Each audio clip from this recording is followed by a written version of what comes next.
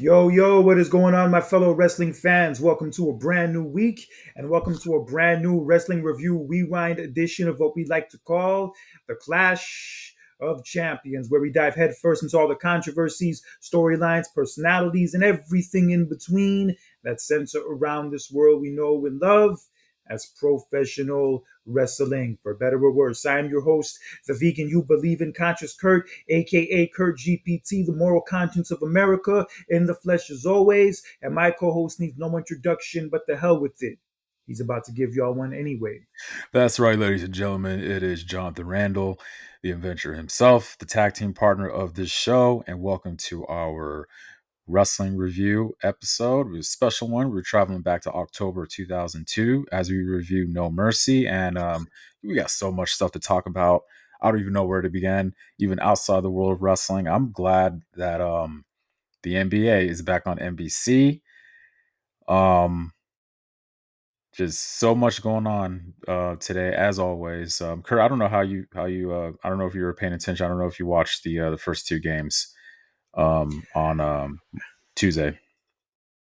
I did not get to watch the Thunder and the Rockets game. I heard it went to double overtime and the Thunder Mm-hmm. won. I did get to watch my Knicks play the Cavaliers last night and win, Yeah, so that was a yeah, good look. yeah. Nice to get the season off to a good start. But I will be honest, it is very weird seeing Inside the NBA on ESPN. That's going to take some getting used to.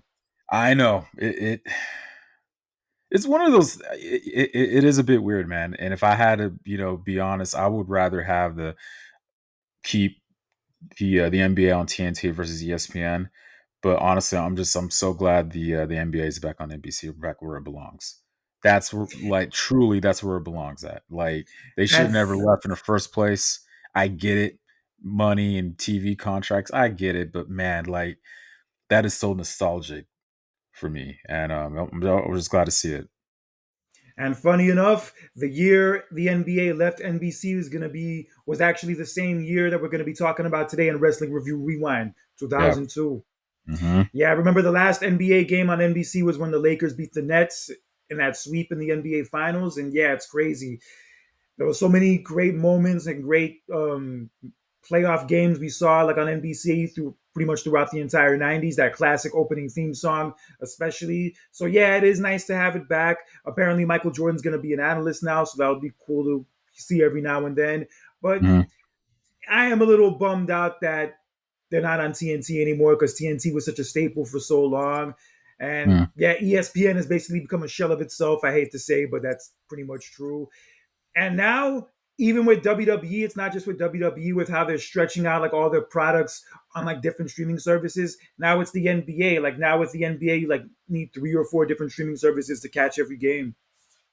Yeah, it's funny you bring up ESPN because apparently there was a report saying how ESPN after WrestlePalooza really wasn't pleased with the results, and like it kind of like resulted in them losing like a lot of money. Yeah, they didn't get as many subscribers for it as they were projecting to. Not surprised. I mean, Yeah, come because on, they like. rushed it. Because they rushed it. They gave you like they like rushed it like to give you like a month's notice Hmm. to take away from Peacock, where you already had a subscription and you can watch the PLEs. So now you have to sign up to this whole other app and pay an extra $30 a Yeah, month just to and like watch, yeah, WrestlePalooza. right, and I said this last week. I mean, you got to remember, not all wrestling fans watch sports, and not everybody watch ESPN. So it's like you're kind of like forced to, like, well, damn, I have to pay another subscription, which is a little more pricier than the current one that you have, which is Peacock, Yeah, which is very easier and suitable to have. So yeah, but just another example of how greedy and money hungry TKO is, and monopoly, they deserve to be called out for it. monopoly. All right, but in any event, let's get into the events that took place this past Monday on Raw as the show opened with Adam Pearce in the ring, who officially announced that due to Seth Rollins' injuries that he suffered at Crown Jewel and also from the attack from Bronson Reed and Braun Breaker last week, he has officially been stripped of the World Heavyweight Championship. So Seth Mm. Rollins is no longer the World Heavyweight Champion, and it's freaking crazy to think that both the men and the women who cashed in the Money in the Banks this year to win the title, they both had to end up relinquishing the title. You know what else is crazier? That it's literally like 10 years in the making how Seth, I mean, I said this last week and I'll say it again, that, 10 years ago, Seth Rollins, yeah, that historic championship win at WrestleMania 31. And then, he had a, great title reign, but then it got cut short because due to an injury and he had to, relinquish the title. And 10 years later, it's the same thing. Great, monumental win at WrestleMania. He wins the Money in the Bank later this year. Then he had the ruse of the century at SummerSlam, becomes the world heavyweight champion, and now he gets injured again. He had to relinquish the title. It's just like 2015 all over again for him. Yeah, and some people were even thinking that this was a swerve and that was like another, kind of like what he did at SummerSlam to Punk, like for him to do it like all over again, but does not look that way at all. It looks like Oh, he's legit hurt. He even had like an arm brace like outside of the arena like right before the attack happened and everything, coming out of yeah, Crown Jewel. So yeah, it's legit. So Rollins is going to be out for the foreseeable future. He could possibly miss WrestleMania. There's been a yeah. whole bunch of different reports of how long he'll be out for, but hmm yep, he is no longer world heavyweight champion. And yeah, it's a damn shame it had to end this way. I know. And then, reading about what were going to be the plans moving forward, and it just, sucks to to hear this. And it's kind of crazy. It's literally right around the same time when he got hurt, just like 10 years ago, because he was gonna, headline Survivor Series. He was supposed to face Roman Reigns that year, if you remember that, but he got Yeah, I hurt. remember.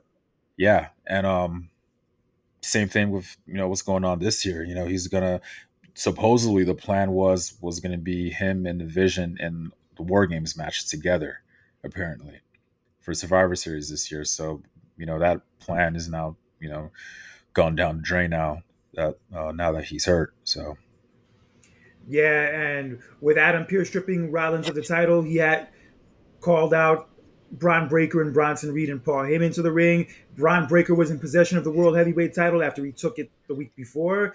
And he looks then good with that Adam title. Pearce, yeah, he does. Yeah, and then Adam Pearce asked him to like, had him over the title. And then Breaker was like, say please.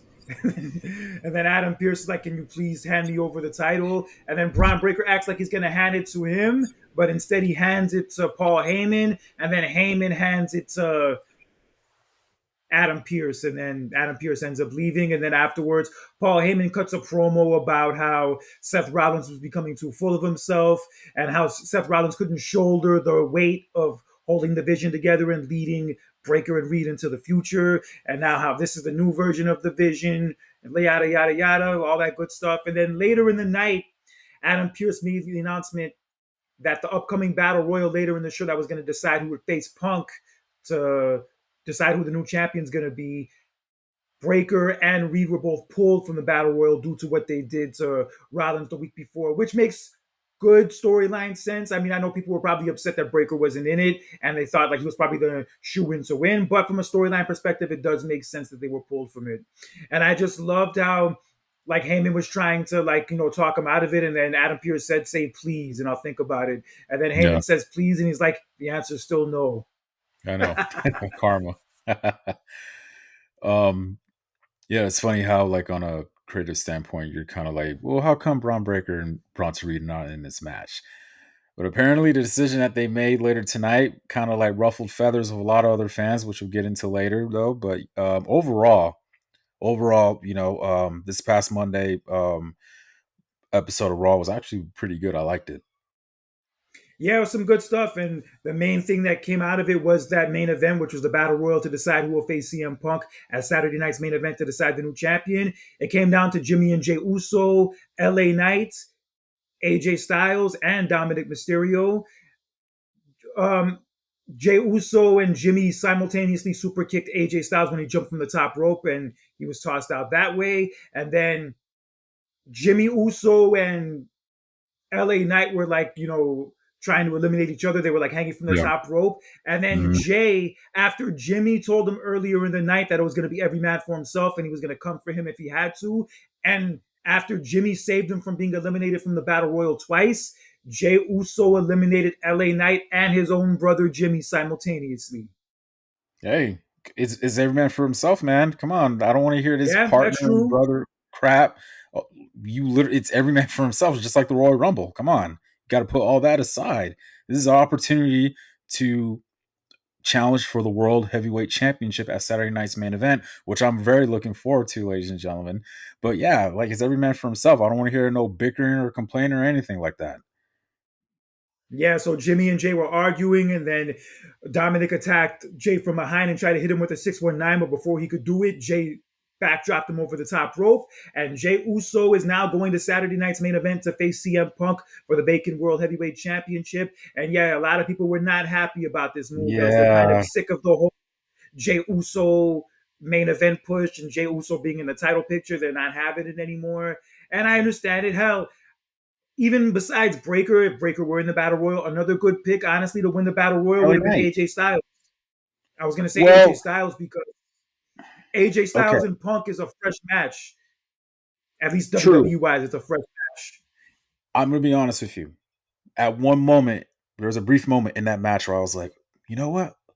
I could see AJ Styles in this match. That would be great. He had a great night in general. Congratulations to him and Dragon Lee becoming the new World Tag Team Champions.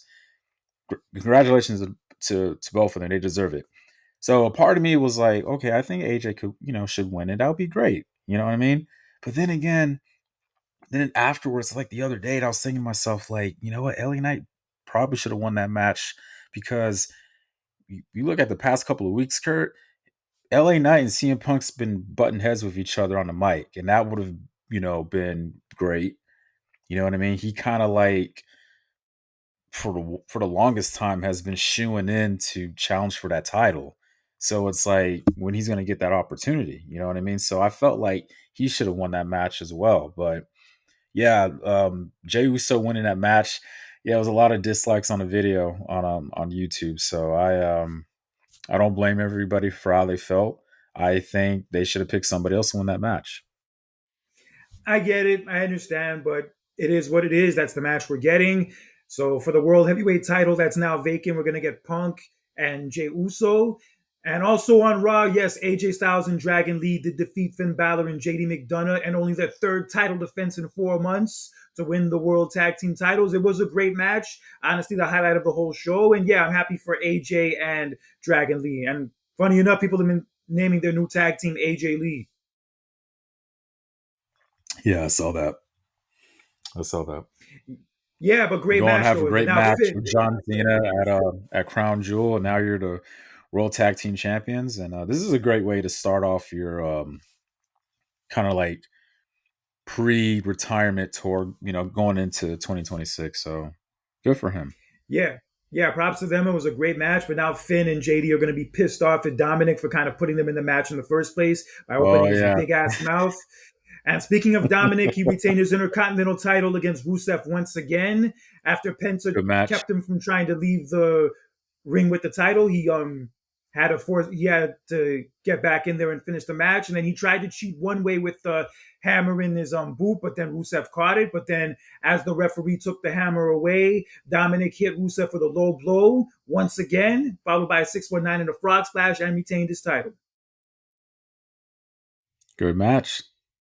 Yeah, it was fun. I like the heel versus heel dynamic. Although from the Yeah, crowd reactions, you would not know that Dominic's a heel. Yeah, these exactly. reactions he's getting are crazy, man. But I'm gonna I'm telling. bring up a potential match. We might see a Survivor Series involving him, where it's gonna be interesting to see how the crowd reacts to him. Oh, I already know. I mean, I've been hearing the rumors. I already know. Him and John We'll Cena. talk. Yeah, and it's gonna be in San Diego too. Yeah, Yeah, so the crowd reaction for that match is going to be very noticeable and very interesting to watch. But we'll cross that right. bridge when we get to it. And also on Raw, Becky Lynch, knowing that she could not defeat Maxine Dupree in their women's intercontinental title match, decided to hit her with the title to get herself disqualified. So Becky retains her title, but Maxine Dupree's been putting in work. I have to say, her performances in these matches with Becky have been top notch. And from how that match ended, it's definitely looking like we're going to get a third one. Yeah, and I like it. I like the match, and good way to extend the feud, on a DQ. But that wasn't it for Becky that night because after that she confronted Paul Heyman backstage, and it was not pretty.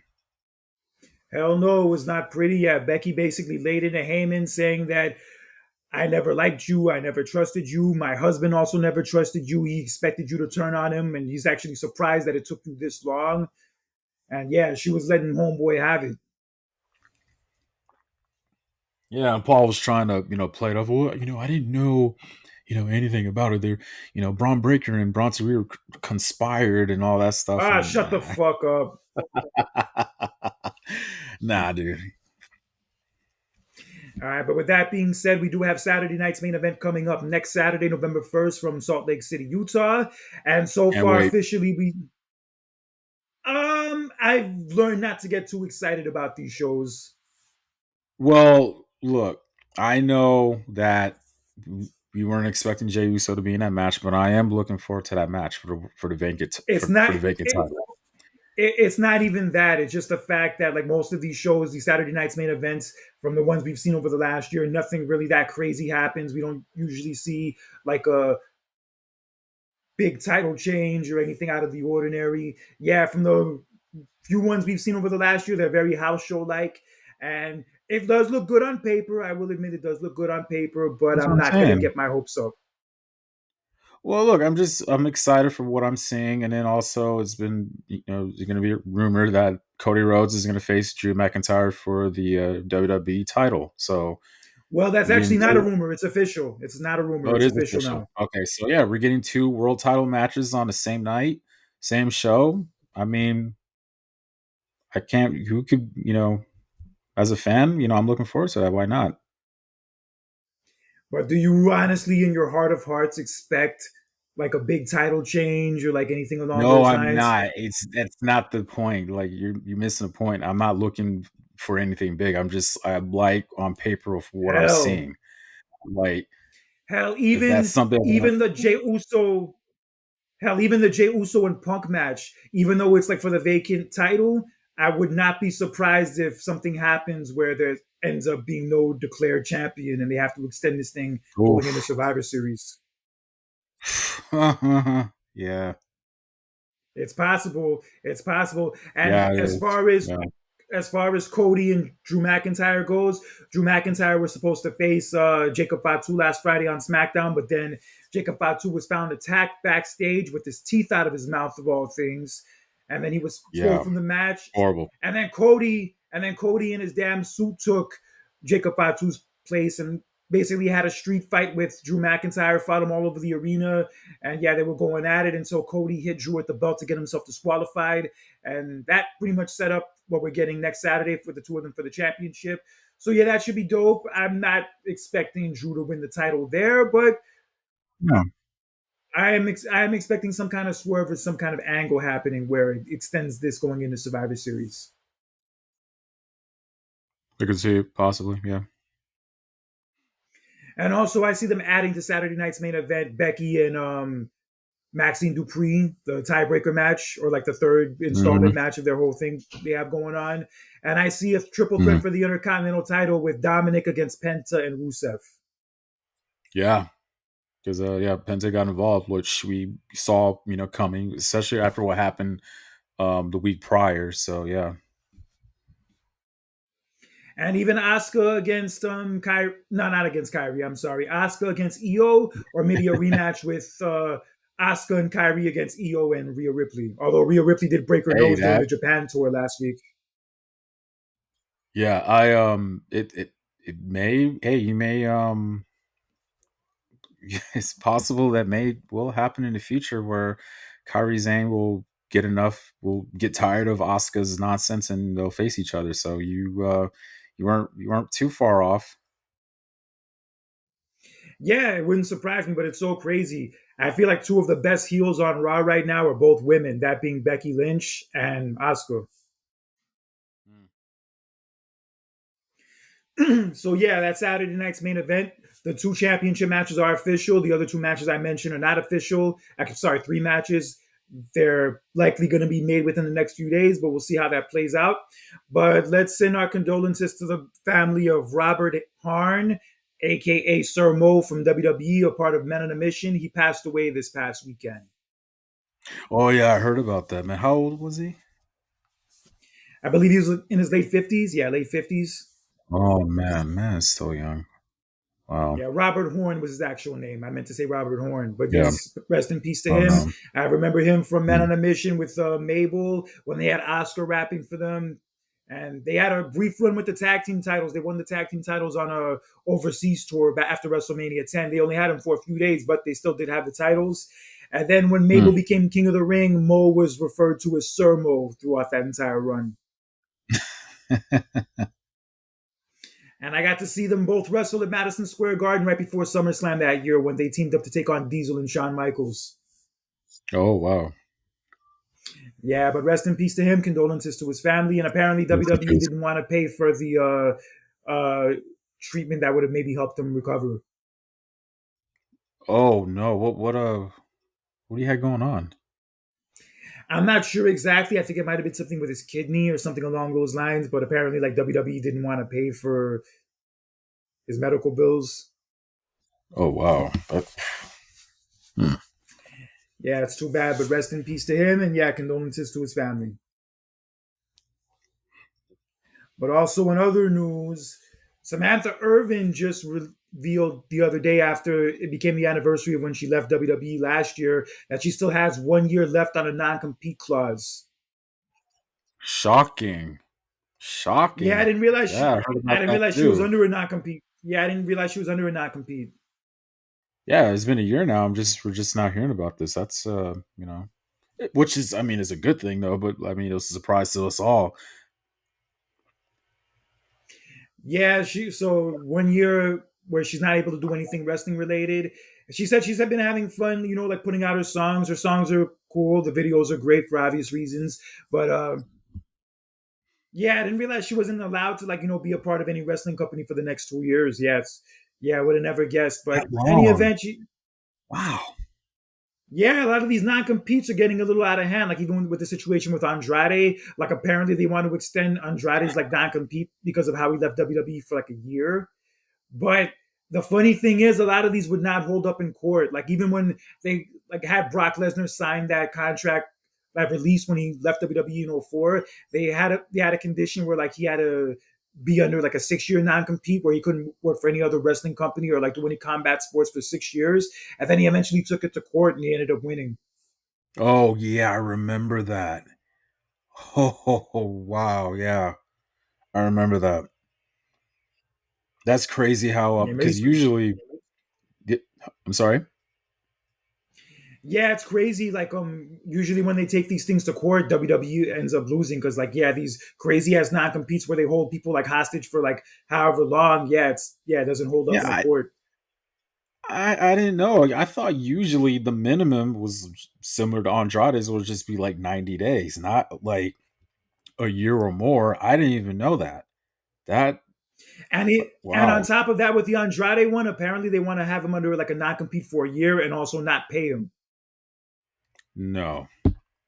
See, that's Yeah, messed that's up. messed up. Yeah, that he should definitely That's take it to foul right court if there. that's the case. I would, and I definitely would. Like, okay, you're gonna release me, but you're not gonna let me compete anywhere else, and to make it worse, you're not gonna pay me. So what's the whole point? It's a bunch of nonsense. And yeah, if that is true, if that is actually happening or gonna happen, yeah, you should definitely take that to court. Without pay? Yeah, and Yeah. Ricochet was talking a bunch of nonsense online, talking about how Samantha Irvin will work where he says she'll work and work as often as he allows her to work. Some kind of What? nonsense like that. Yeah, he was probably trolling because he usually trolls online all the time. But yeah, what a bunch of nonsense. Is he still a heel? Yeah, he's still a heel, but his stock's kind That's of gone probably down a why. little bit. Okay, that's probably why. So Hell, he's kayfabing. AEW had their Wrestle Dream show over the weekend. That's where John Moxley tried to drown Darby Allin in like a fish tank. Yeah, he put his like head into a fucking fish tank. How big was the fish tank? Wasn't super big, but still he tried to like drown his like head into a fish tank.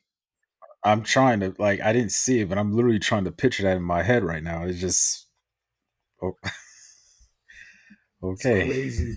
Yeah, The AEW stuff some wild shit. that's exactly the stuff that they be doing, man. Is off the wall. Yeah, Mercedes Monet now has 12 titles. She's now has the 12 Oh, championships.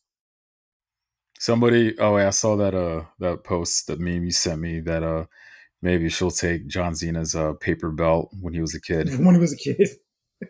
Yeah. And now she surpassed Jade Cargill as the longest reigning TBS champion. And she had like a celebration last night in the ring. And then Chris Statlander came out, who's the AEW Women's Champion, and slammed her into the cake. See, Good. now really. I'm see now I'm worried now because I have a replica belt and I'm afraid that she's gonna knock on my door and take it now. So I'm a little worried now. So Or hell, even those complimentary championship belts, like all the NBA teams and NFL teams get when they win the championship, she's probably going to come for those my belts too. what she's gonna do? Go to the OKC Thunder, take it away? Yeah, she's going to go there. Yeah, she's going to take their belt too. Oh man. And the Florida Marlins is championship belt too. I'm sorry, not the Marlins, the Panthers. Oh.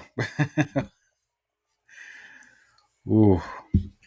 All right, but anyway, yeah. So Samantha Irvin's like still under a non-compete, so we'll see Hmm. what happens when that's up next year. But it's crazy; it's been a whole year since she left, and I have to be honest. Another thing that's been lacking in WWE this year compared to the last 2 years was her presence too. Yeah, I mean everybody was missing her, especially within Yeah, like the first few months of her being gone. You know what I mean? look, like Alicia Taylor's great. The other ring announcer on SmackDown, I'm not sure exactly what his name is. He's also good. Lillian Garcia is also great, but it was just different with Samantha Irvin. Yeah, she's a hard woman to replace. You know what I just found out? It's a guy, ring announcer for SmackDown, correct? Yeah, it is. I'm just now finding out that he's I believe he was a PA announcer for the Vegas Golden Knights. Oh, that's what's up. Yeah, he had an interview with Chris Van Fleet not too long ago. Triple H reached out to him and asked him, "Hey, do you want to work with us?" Good I shit. gotta, yeah, I'll send you the video though, but I gotta listen to that interview though. Yeah, he used to do a PA announcing for the Golden Knights. That's crazy. So and also it was great. It was great seeing Lillian Garcia this past Monday on Raw. Yeah, she was on Raw. Yeah. Yeah, but Devon Dudley, who recently retired as part of Team 3D, was talking with Maven on Maven's podcast, and he was talking about how there was a certain executive or official in WWE who was very racist towards him. Hmm. And yeah, he was talking about how this person would like purposely like say hi to everybody else at a table that he would be sitting at except for him, and would like purposely ignore him, and like told him basically in like those exact words like that he didn't like him because he was black, or told Bubba Ray that you're cool, but I don't know about Devon. He's a black dude. I don't know about him. And then at the end of the conversation, Maven said, "Go Sooners," referring to the Oklahoma Sooners that JR is a huge fan of. So everybody's starting to think and assume that the person that Devon was talking about was Jim Ross. Hmm. I don't know, man. It's really crazy how like a lot of stories coming out, man. Who did this and they did that, and unless we hear straight from JR's point of view, maybe, but it's I don't know. Well, DJ 47, who's been a guest on the show before, DJ 47 was training to be a wrestler. He was going to the Dudley Boys' wrestling school actually, and he's like actually really close with Devon. Yeah, he actually DJ'd Devon's birthday party once. Yeah, they're really cool with each other. Nice, And he told me nice. before years ago that Devon told him that JR would always like try to mess with him, sabotage him, and would always like kind of like bury him on commentary. He said the only time JR ever like, tried to make him look good on commentary was the 2001 Royal Rumble. Oh, okay. So I've heard stories before about Devon not getting along with JR, or Devon thinking that JR was out to get him. So that's not surprising to me, but the whole racist aspect of it is surprising to me. Right. Yeah, Hmm. Devon mentioned that it wasn't John Laurinaitis, it wasn't Michael Hayes, like people you would have maybe expected it to be, but just from how Hmm. it was described, everybody thinks that it was JR. If it is true, man, it's really shocking and disappointing. So Very disappointing. And JR, look, we haven't heard his side of the story of it yet, but I feel like even if it is true, he's not going to admit it. I don't think nobody would in that situation. Yeah, of course not. Yeah. But Mm, who knows? We don't know. We weren't there. Only the people involved know the truth. true. All right, but without any further ado, my brother, are you ready to jump into our wrestling DeLorean? Oh, of course. Always ready. All right, so we are going back to October 2002, covering No Mercy, which took place on October 20th from Little Rock, Arkansas. Very odd place to be having a pay per view, kind of a throwback to the early in your house days, but it is what it Yeah. is. They were in Little Rock, Arkansas, and the main matches going into this show were going to be for the WWE Championship. We were going to have Brock Lesnar defending against The Undertaker inside Hell in a Cell after their match at Unforgiven the month before ended in a no contest. And a title unification match for the World Heavyweight title and the retiring Intercontinental title, we had Triple H taking on Kane, and also in the finals of the SmackDown Tag Team title tournament to crown the new SmackDown Tag Team champions, we had Edge and Rey Mysterio against Kurt Angle and Chris Benoit, four of the SmackDown six during that period. Yeah. When I look back, I mean, actually, I was watching this event, earlier this month, like a few weeks ago, and it's if I had to pick five uh, pay per views, favorite pay per views from that year, it's one of them. I Fair think for that enough. later Yeah, year, that second half of that year, outside of Survivor Series, I like No Mercy. No Mercy was definitely I enjoyed No Mercy better than Unforgiven.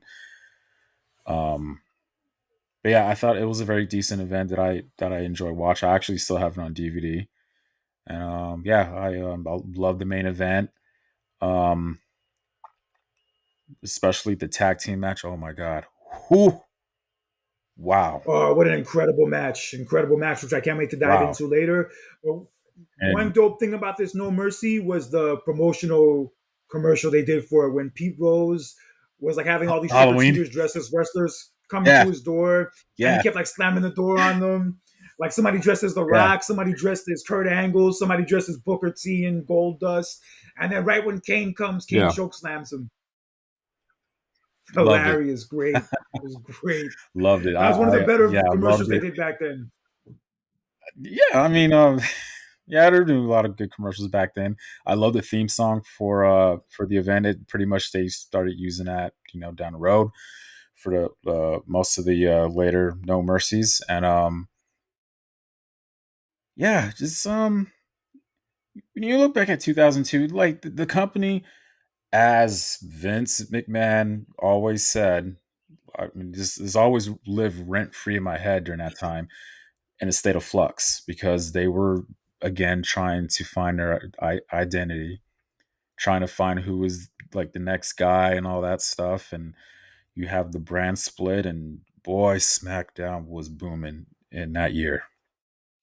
Yeah, especially during this time, SmackDown was white hot. And it was clear, especially from watching this show, how much better SmackDown was than Raw during this period. Because, yeah, SmackDown Because was of the talent. incredible. Wasn't, yeah, the talent, the quality of matches they were having, a lot of the storylines. Granted, a lot of the storylines weren't perfect. There were certain ones that maybe went too far, which we'll dive into during this show. But, yeah, SmackDown was leaps and bounds ahead of Raw during this Ah, time. yeah. Yeah, but in any event, there were other things going on in the world during October of 2002. And one thing I remember very specifically about this time frame was the popular music that was out. And the hottest song in the country during this time, the song that was number one, was Nelly and Kelly Rowland's Dilemma. Oh, yeah. Shoot, I never heard that song enough. No, no, never. Shit, they played Right? that song to Oh, death. They play that song to death. Even now, they still play it a lot. yeah, I know. Like it's still new, and I like it, man. This 2002 was a very underrated year for music, man. Great year for music. Great year for music. Yeah, just great, man. Just you look back when I see videos, and you look back at stuff from back then, especially from that year. You're just like, damn, dude. Like we used to have it so good. It's sad, man, how far we come.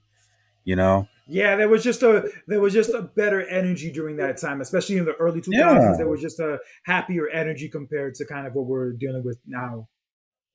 true, and especially with MTV now look shutting down and oh, sorry, That's just only in the UK.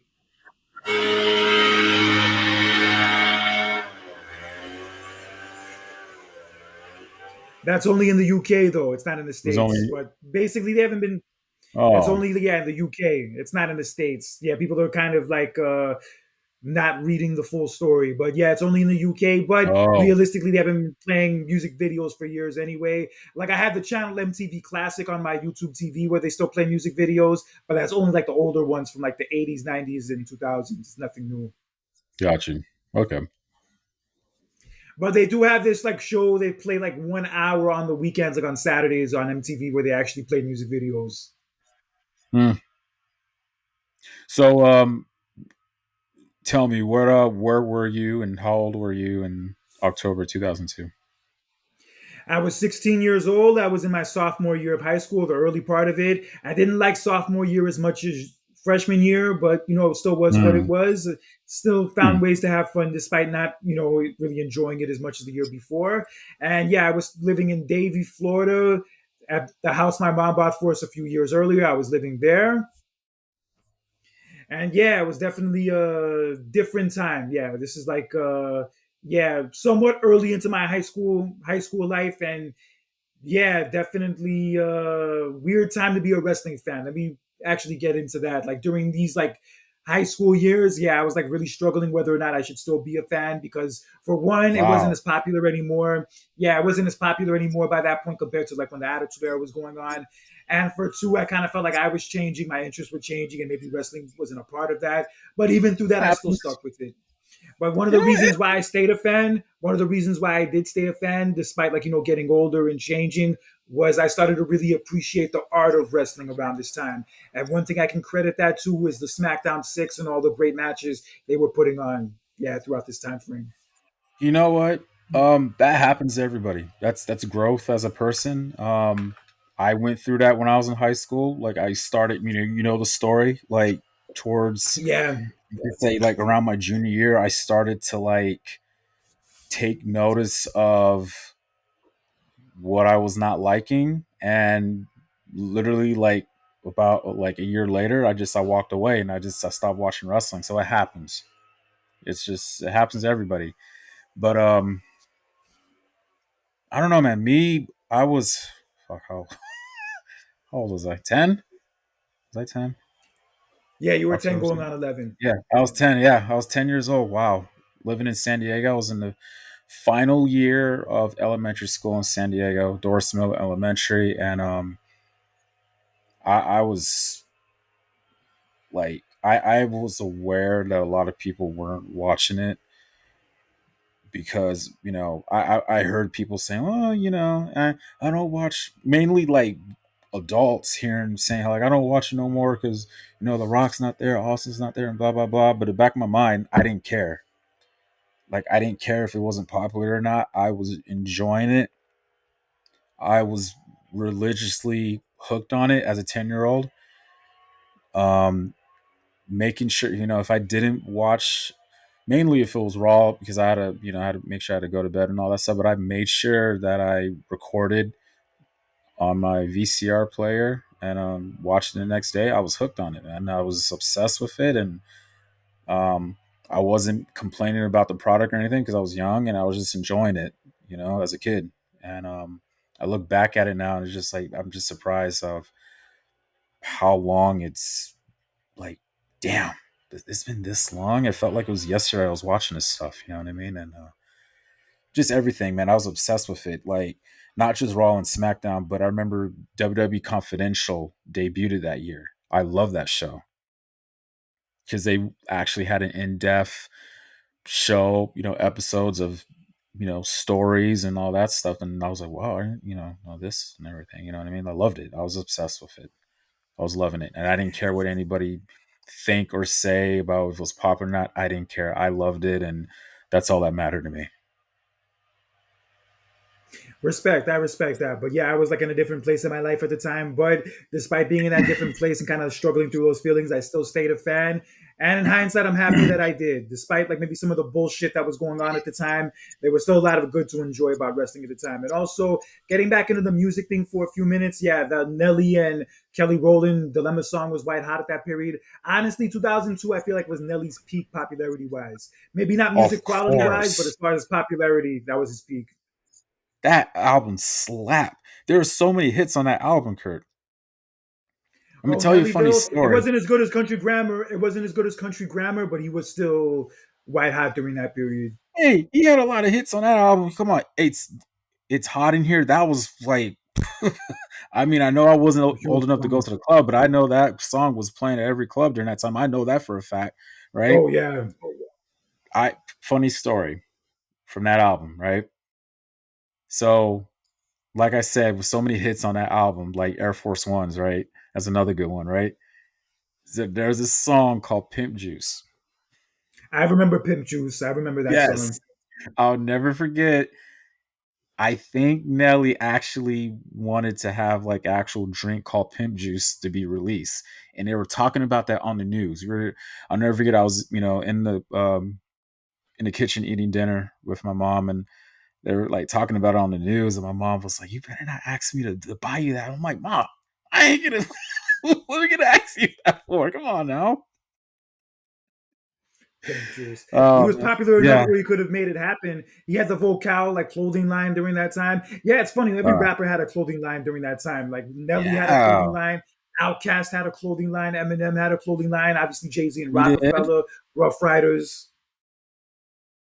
I didn't know Who did Eminem had who? a clothing line. Yeah, he had a Slim Shady clothing line. Oh, this is crazy how Yeah, like the trend of pop culture was back then, man. Because you never forget the fashion trends, man. FUBU, Rockaware, South Pole. Fat Farm. I used to love Fat Farm. I used to have the Fat Farm sneakers too. Yeah, like we looked at that stuff, like yeah, we actually like, wore that stuff. You know what I mean? And Yeah, it's not. and it Yeah, would be that's twice our size, and it would usually be twice our size. yeah. And how could I forget about the hip hop culture back then? Because like you notice, like not all of them, but most rappers were wearing the freaking XL size jersey, sometimes backwards. Yeah, Heck, yeah, and also pink like Cameron. This is like around the time Cameron started wearing pink and like making pink popular. oh yeah. I Yeah, noticed funny the enough. fitted hats were like becoming a trend, just like I'm wearing one right now. Um, like of course Air Force Ones. I feel like Air Force Ones were so like that was like the shoe to have. Like I get it. Like don't get me wrong. Like everybody loves Jordans though, but I felt like everybody had like a pair of Air Forces back then. Yeah, but my brother he would even say like when Air Force Ones came out, the song from Nelly, it made him like not like Air Forces as much. Wow, really? Because it was like kind of like an exclusive thing or like more of an underground thing before that song came out, and then when that Mm, song came out, like it didn't really feel as cool anymore. I okay. That's I get funny. it. I get Wow. it. Oh. Hmm. Yeah, and honestly, outside of Destiny's Child songs and Destiny's Child stuff, Dilemma was probably Kelly Rowland's biggest hit. Hmm. Yeah. First time standing on her own. You know what I mean? Yeah. Yeah, I think even when Nelly performed at Trump's inauguration, she said that Nelly wasn't allowed to perform Dilemma. Oh. Hmm. Yeah. All right, but anyway, other songs that were hot during this time, Eminem's "Lose Yourself" actually came out like right around this time of "No Mercy," and that song would be Eminem's first number one on the Billboard charts. What album was that? Was that Curtain Call? 8 Mile. It's from the 8 Mile Yeah. soundtrack. It was a theme song of Oh, the right. movie. Okay. Yeah, 8 Mile came out the next month, and yeah, Lose Yourself would go on to become the first hip hop song to win the Oscar for Best Original Song. Wow. Yeah, that song's Eminem was white incredible. hot, Yeah, dude. Eminem was just that early 2000s, pretty much 99 going into the early 2000s. Eminem was just dominate, white hot. yeah. I always say that like yeah, DMX and Jay Z were probably like the two main guys, but Eminem was also in that Mm, mix too. mm-hmm. Mm.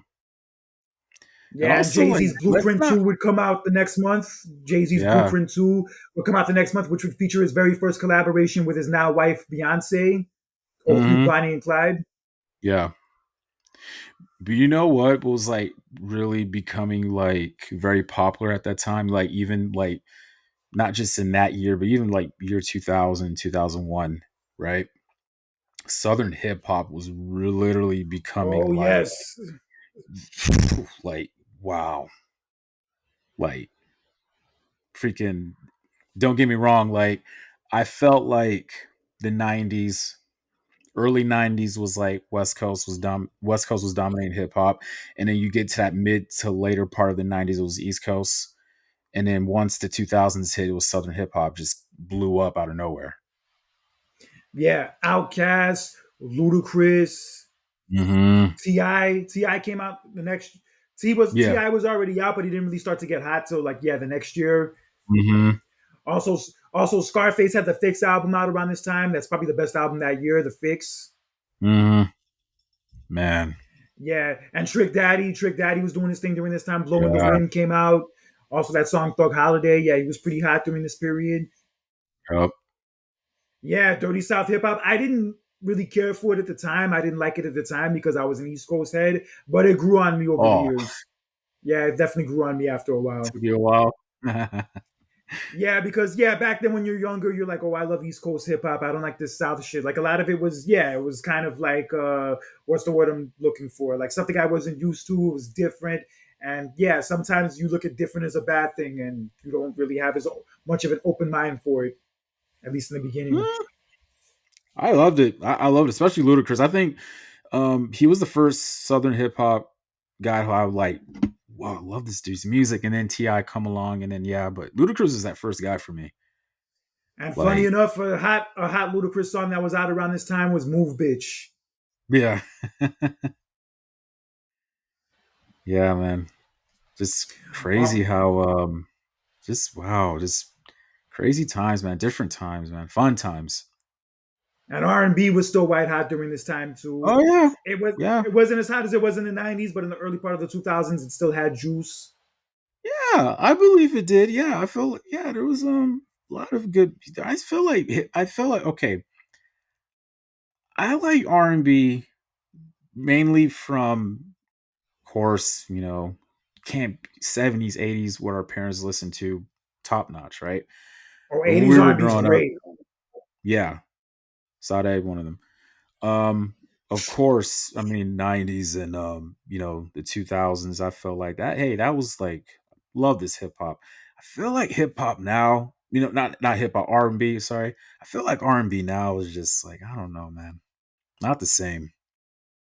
It's still good. There's still good music you could find for R&B related, but it's definitely a lot harder to find compared to yeah 23 years ago. I I don't know. I feel like R&B is too explicit and trying to be too much like rap, where it's like I have to like say certain things in order to like be good. Like, you don't have to, like, a good R&B song, you don't have to, like, R&B was always known for like keep things like secretive in your lyrics and make it sound good. Now it's like, no, I have to like actually reveal so much of everything. It's like, you don't have to do that. That I've caught on to that. I don't know about you though, but Yeah, I remember Chloe Bailey like sampled the "They Don't Know" song from John B, and the song she did to sample it, like she did like some like really sexual, like typical industry type bullshit. And I just said yeah, to myself, like, yo, you took that classic song and that's what you made out of it instead. that's what I'm saying. Like, you don't have to like. I feel like a lot of R&B artists, especially the mainstream ones, they overly sexualizing their lyrics, man. You don't have to do that. Like they Yeah, didn't do that it's back then. overkill. Like you don't have to do that. Like I feel like a good R&B song for me is like very romantic and smooth and very, you know, just very just in touch with your feelings. You know what I mean? Like I said, there's a lot of artists these days are just like they're over sexualizing in their lyrics. And it's like you don't have to do that. Yeah, and probably the hottest R&B artist at the time, female wise, was probably Ashanti. Ashanti had the debut album that dropped earlier Oh that yeah, year, and that song "Baby, Baby, yeah, Baby" was out during this period. mm, And also you had mm-hmm. also around this time you had the LL Cool J song "Love You Better" that was pretty hot during the time. Oh, Also, oh, also that song "Love of My Life." That song "Love of My Life" with Erica Badu and Common. mm, I oh. know it's not R&B per se, but it's kind of half Still, and half. So yeah, you had that during the time. the crazy thing about that song from LL Cool J, "Love You Better," he is a rapper, but he knows how to like. Oh, I could do an R&B song, and he hit it, nailed it. He was the first one to do it. He was the first rapper to ever do it with that song "I Need Love" from '87. Yeah, nailed it. Yeah, he was the first one to really do that to like open the door for people like Fab, people like Drake, etc. Yeah, he was the first one. Mm. Yeah, What was also the? yeah, getting let's get into movies real fast. Yeah, like getting Yeah, into yeah, movies. Yeah, yeah. Barbershop had actually come out the month before, and Barbershop did feature the Traded All remix from Fab, Jagged Edge. The Love that original song. version's a lot better. The original version's a lot better Yeah. than the Diddy bullshit version from the movie. Yeah, because I used to listen to that Fab album, the Ghetto Fabulous album. The original version of Traded All is great, but the remix they did with Diddy that they did for Barbershop 2, it's not as good. No, it's not. Oh, one, you mean? The first Barbershop, yeah, the first Barbershop, yeah, was out around this time. I like the, Yeah, to be honest, I like all the Barbershop movies. I like the second one. The second one's my favorite. Interesting. Yeah. Also, Brown Sugar, the song "The Love of My Life" Oh, is from, good came out around this movie. time. Oh, I have to. I still trying to get my girlfriend to watch that movie. Oh, that's a good movie. Yeah, it's good. That's a It's not. deep movie. I like I to like look. the. I'm not really into romance movies and all that stuff, but that's a good romance film I like to watch. Like, look, you have two best friends, childhood best friends, love hip hop, right? One's a writer, the other one's a music producer, and he's like, I love how Tay Diggs is like, I'm I'm working for this company, but like, I'm not feeling the artists. I'm not feeling the music. I want to start my own Oh, and make my own record label.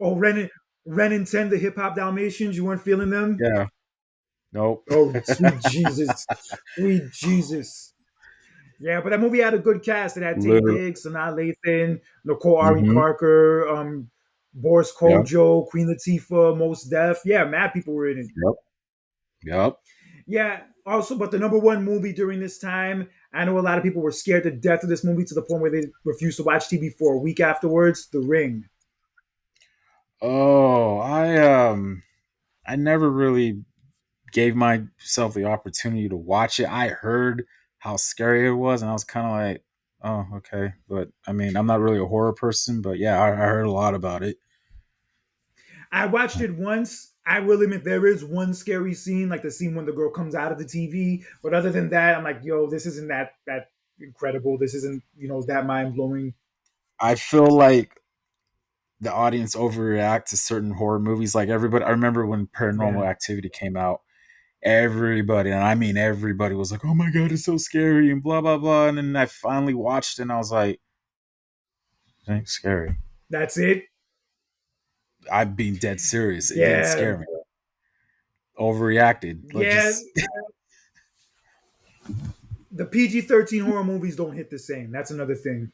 I feel like just horror movies in general from that decade, no offense, right? Just didn't hit for me.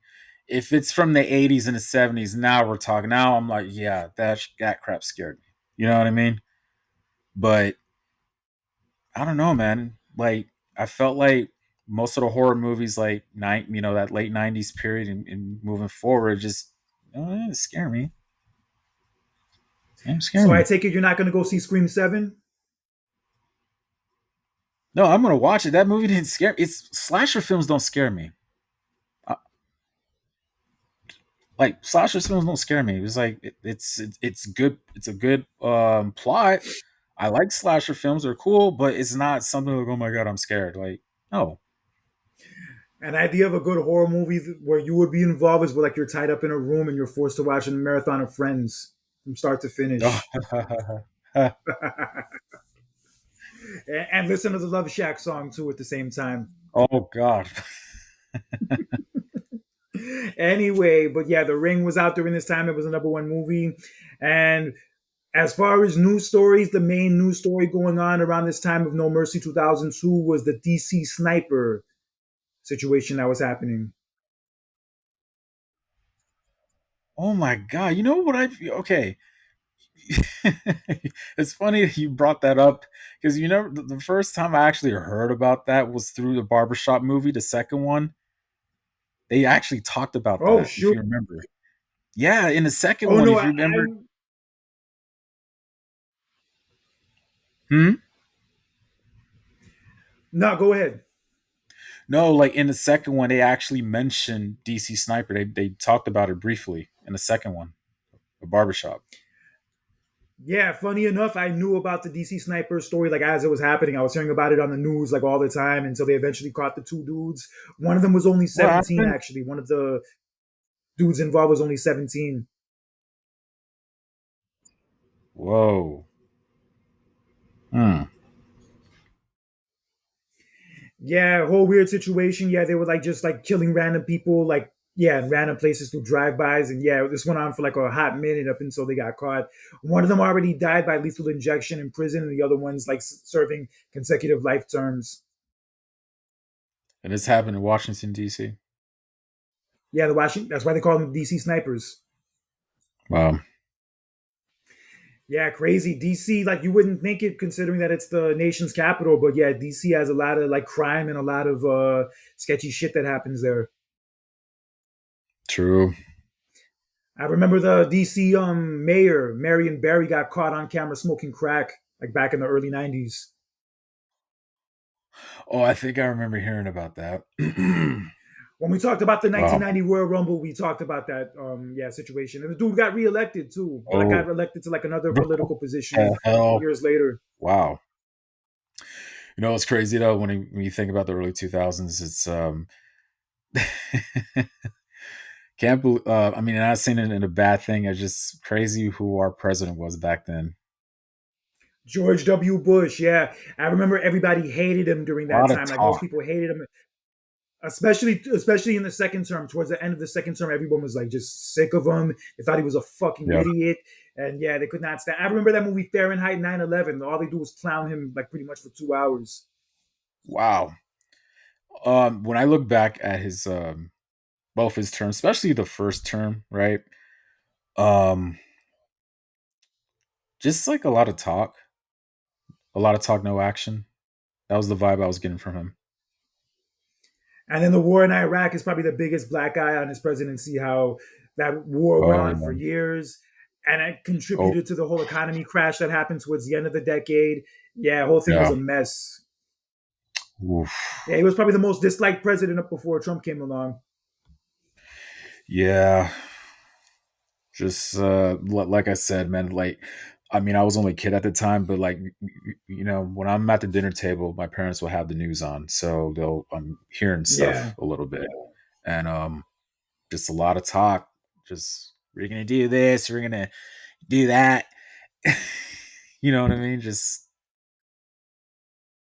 talk, talk, talk. That's all I heard. So Yeah, I noticed like even with the 2000s, like I as fun as the 2000s were, there was like a certain toxicness that existed during the 2000s, and you could like definitely that. feel it as the decade went on. And one of the Mhm. things that kind of contributed to that was I think George W. Bush's presidency. And it was definitely a W step down from Bill Clinton. Yeah, I will admit it course. was like even though I was like kind of too young to like really understand it, like I would later. Bush was definitely a step down from Bill Clinton. I could definitely Yeah. feel that part of it. Well, around here, I don't call him Bush. I call him W. Sweet Jesus. W. I tell you what, though, We're gonna like go one over more the thing about him before we move on. I felt like I don't know, like I think prior or before 9/11, nobody really had nothing negative to say about him. It was nothing. I think it was after 9/11 That that's when you the started hell to they like, didn't. oh, before 9/11. Before that, like even when he was running for president, like before he got elected, people weren't really fucking with him like that. There were people even crying when the news came out that he won, or that he Well, that yeah, it's John, because what's your his name, Al state. Gore, like stepped down. Yeah, because your state, you guys took freaking forever to find the final vote or whatever. That was, oh my god. It's not my state anymore, but yeah, there was, that whole thing was a Were you mess. living But there at the yeah, time, Kurt? Were you living in Florida at the time of of that course I was election? living there at the time. Oh Yeah, man. but you fool me once, shame on you. Fool me twice, well, you can only be fooled one time. Yeah, he actually said that. He actually said that. I tell you what, though, the funniest thing, he had a lot of memorable one-liners from his presidency. I'm telling you right now, like I look back at his stuff, and I'm just like, my god, it was like a comedy show. It was like this a lot of talk, man. So Yeah, it is what it is. But let's get into this No Mercy 2002 show. In the opening match, we had Chris Jericho and Christian, who had just won the tag team titles the money before on Raw, defending the world tag team titles against Booker T and Goldust. great tag team. Yeah, both great I tag always love that teams. tag team. Yeah, always love that tag Yeah, team. this is around the It's time. funny. This is. Go I'm ahead. sorry, go on. No, no, I love. It was funny how Booker T and Goldust came together because at first Booker T's all freaked out by him, and there's that one moment where Booker T's at Judgment Day and he's about to get it on with a girl, and Goldust was in the bed, and I'll never forget that moment where they were both at 7-Eleven, and Goldust is talking about like, hey, you let me have a slip your sip of your Slurpee, you have a bite of my hot dog wiener, and then Booker T's all like, it was pure comedy, but they were meant for each other, and it it eventually turned Booker T as a babyface, and I liked it. So it was great. It was great comedy TV, but they were a great tag team. I loved it. Yeah, they were entertaining, and by this point, they were like more of like a legit team. Like they were in it together. And Jericho and Christian like just started teaming up around this time. Like the Un-Americans had just been disbanded like right before this. So then Jericho started Mm, teaming up with Christian. They had that great TLC match 2 weeks before this on Raw, the Raw Roulette TLC match, mm. where they did team up, but they didn't win the titles there, but they did beat Kane and the Hurricane for the titles the next week. I'd tag team Kane and the Hurricane, but is what it is. So yeah, Jericho Mm. and Christian were defending the titles here. And there was one point where Jericho attempted to jump off the ropes and the ropes collapsed. Oh, Yeah, it was really odd. Yeah, that pretty much kind of like gave me vibes of that Hart Foundation and Rockers match from 1990. So yeah, the ropes collapsed, and then Jericho, in order to win the match, he did a moonsault from the top rope. And I kid you not, I don't think I've ever seen him do like just a legit moonsault from the top rope before. And then he did that instead of the lion salt, because obviously he couldn't do it because of the rope. And then that was what helped him and Christian retain their titles. gotta tough it out. Yeah, I'm not saying it's their fault though. It was the rope's fault No, of course malfunction. not. And yeah, yeah, I know. I'm just talking mess though, but yeah, stuff like this happens, and gotta just work through it, and they did. So Yeah, Jericho and Christian retained. Booker T and Goldust would not go on to win those titles until 2 months later at Armageddon in a four-way match where they did beat Jericho and Christian. And I was actually there for that. That was a good moment. oh, I bet. Yeah, I'm happy Good. that they eventually got the belts. And yeah, Jericho and Christian were an Yeah. entertaining team.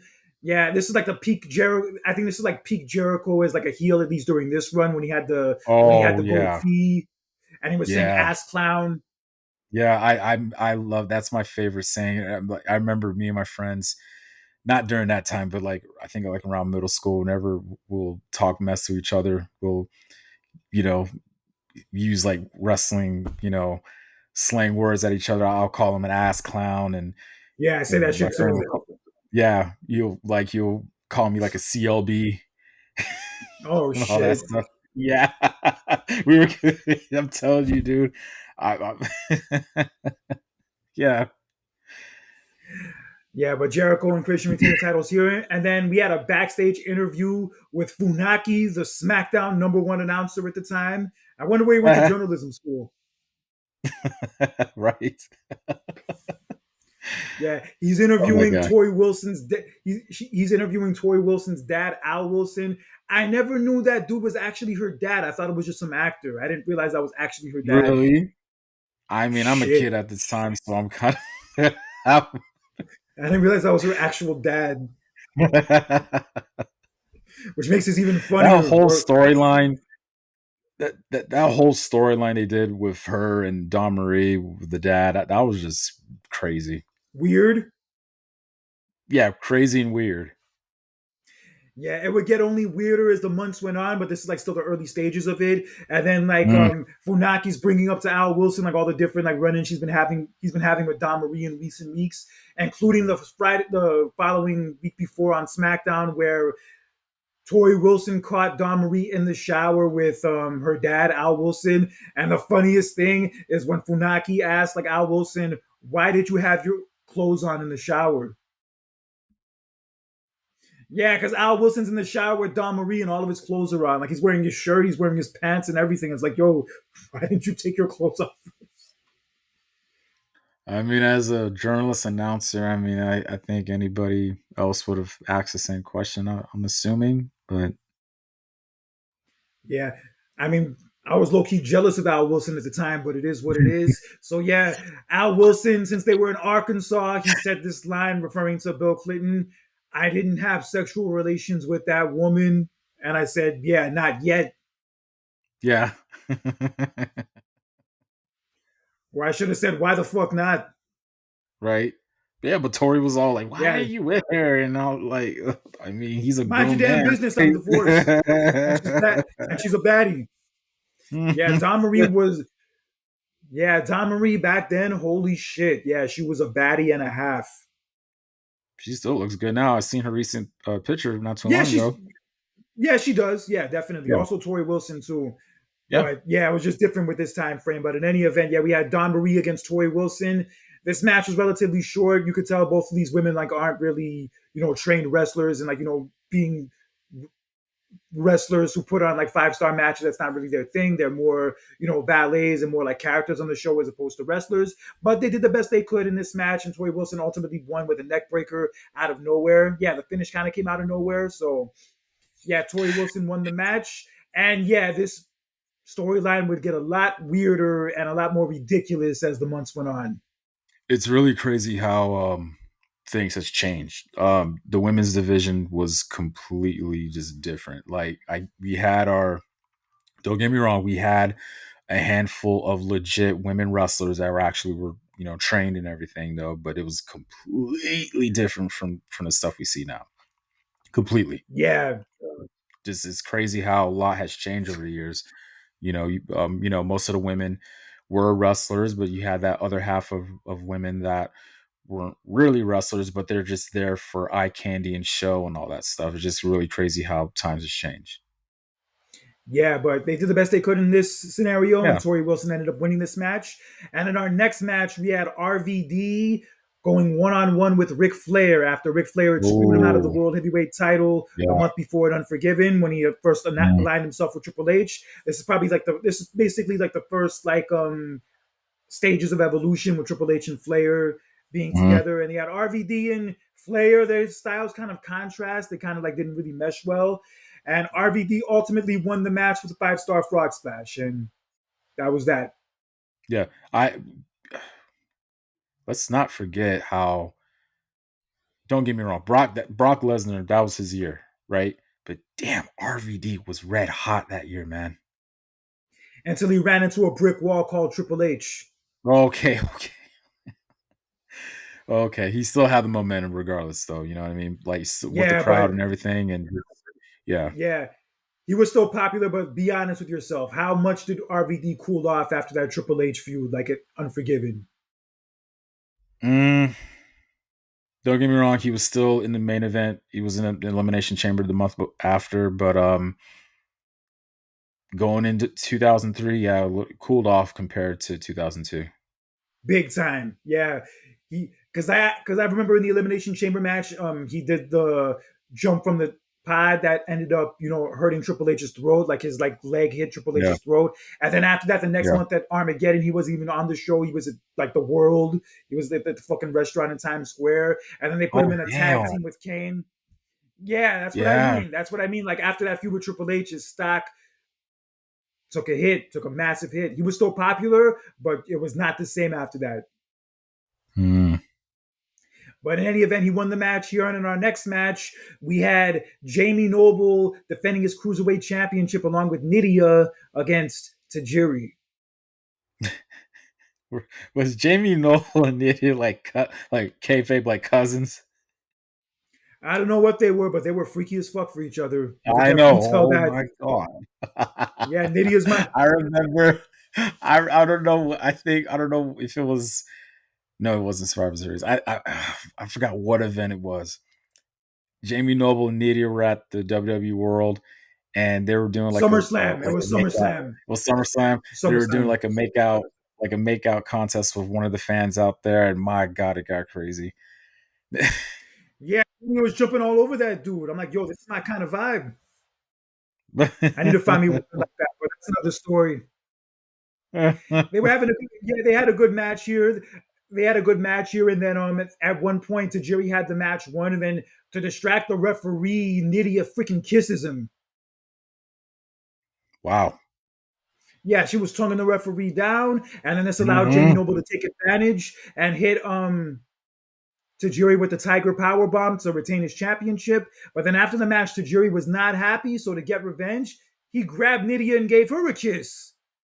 And then Oh, Nydia, for some reason, seemed to like this. Nydia seemed to be, not mad that Tajiri kissed her the way he did. And then Jamie wow. Noble was like, "Let me show you how it's done. Let me show you how it's done." And then he grabs Nydia and starts kissing her. But as he's kissing her, Tajiri kicks him in the back of the head, and he falls on top of Nydia.